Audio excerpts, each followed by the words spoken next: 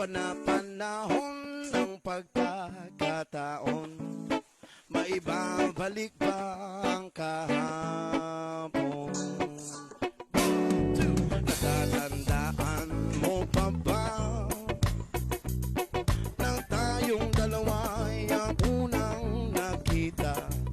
Panahon ng kamusmusan sa piling ng mga bulaklak at halaman.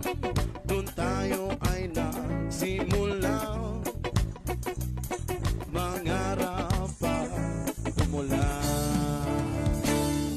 Natatandaan mo pa ba inukit kong puso sa punong mangga, ang inalay kong umambela, magkahawak kamay sa dalampasigan, malayang tulad ng mga ibon, ang gulita ng ating kahapon.